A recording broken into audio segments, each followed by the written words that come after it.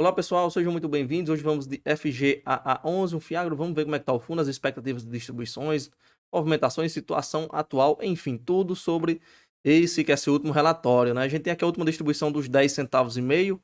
Ele repetiu o que vinha distribuindo no mês anterior, quantidade de cotistas superando 53 mil cotistas e um valor patrimonial de 9,62. Inclusive, nesse momento, ele está sendo negociado abaixo desse valor, né? Bem abaixo, a gente já vê que o PCB com 20% de deságio. Voltando ao relatório, ele vai falar um pouco sobre o panorama setorial, a gente vai avançar e voltar aqui sobre o fundo, né, nos comentários do gestor. Vai falar sobre a questão do ajuste fiscal, né, controle de gasto público, questão de Copom, né, que elevou recentemente a taxa Selic, né, tem essa previsão aí, inclusive até já se fala na próxima reunião a taxa Selic continuar subindo, a gente vai acompanhando para ver o que é que vai acontecer, né, vamos acompanhando os murmurinhos de mercado. Ele reafirma aqui a prioridade no indexador do CDI, né, que inclusive nesse momento de subida de Selic, o CDI sobe, né, então faz com que tenha um pagamento de juros maior nessas operações, né, e inclusive faz com que também o risco aumente, né, já que ele até cita aqui, a taxa de juros elevada aumenta o custo financeiro das empresas, então você tem um pouco mais também de risco por parte dos devedores. Esse cenário reforça ainda mais a importância da seleção criteriosa de players, né, no caso dos devedores. É essencial avaliar a relação entre risco e retorno. Ele vai falar aqui também na questão das operações seguirem 100% adimplente. Ele vai falar que tem avaliado, né, isso aqui eu acho que, se não me engano, a gente tem visto aqui no relatório anterior, a implementação de um programa de recompra de cotas, né, falou um pouco mais sobre isso, está vendo a questão de assessoria jurídica, né, diretrizes com o regulador. Independentemente do efeito do mercado secundário, uma recompra, por exemplo, né, de 1,8 milhões de cotas, a 8,30, inclusive nesse momento está abaixo disso, né, como a gente viu, valor abaixo do patrimonial, poderia gerar um ganho de ordem de 5 centavos por cota, né, talvez uma estratégia aí do fundo comprando cotas dele mesmo, né, vendo uma oportunidade, mas vamos acompanhando para ver como é essa situação, né, que é meio que inédito, né, não me recordo de ver algo parecido com isso, do próprio fundo comprando próprias cotas.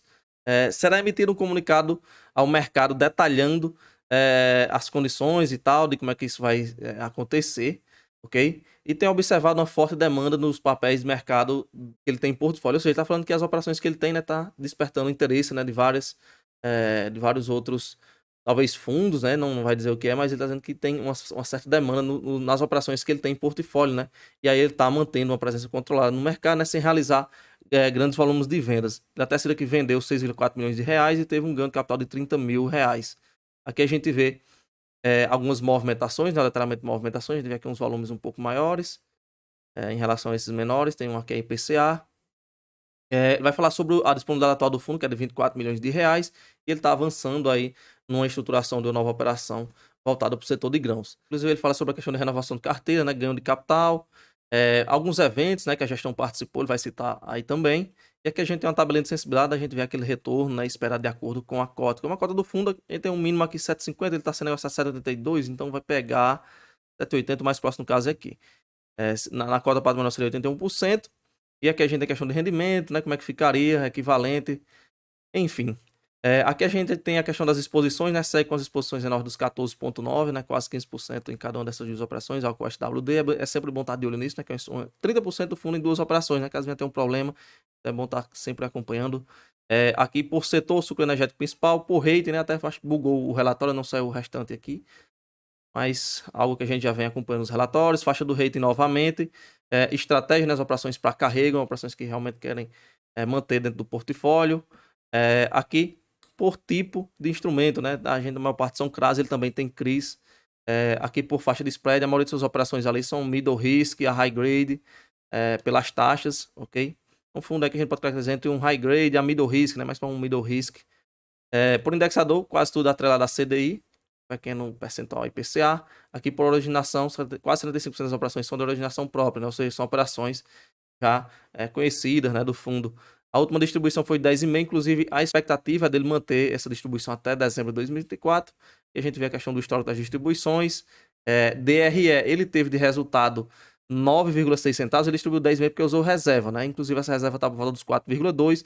Como a gente viu, ele tem um guide sempre para manter esses 10,5 até os próximos, até o fechamento do ano, né? Já está finalzinho do ano. Então vamos acompanhando. Inclusive tem a tendência, né? Como eu falei, a questão da Selic subindo, subir a questão da receita, né, devido à questão do juro. Claro, tem a questão do risco também que sobe. O número de cotas X deu uma reduzida em relação ao mês anterior. Aqui a gente tem por estado e aqui as operações. A gente sempre fica de olho nessas operações que tem um percentual alto, né? A gente tem duas operações aqui que tem somadas vão dar 15%, 14,9%, né? A gente sempre fica de olho nisso. É bom também olhar as operações que apresentaram problema em outros fundos, em outros relatórios, né? Para estar sempre monitorando de perto. Beleza? A gente já finaliza aqui esse que é seu último relatório, né, do FGAA. O pessoal vocês que se inscrevam no canal, participa do grupo Telegram, o link vai estar na descrição do vídeo e a gente se vê no próximo. Valeu!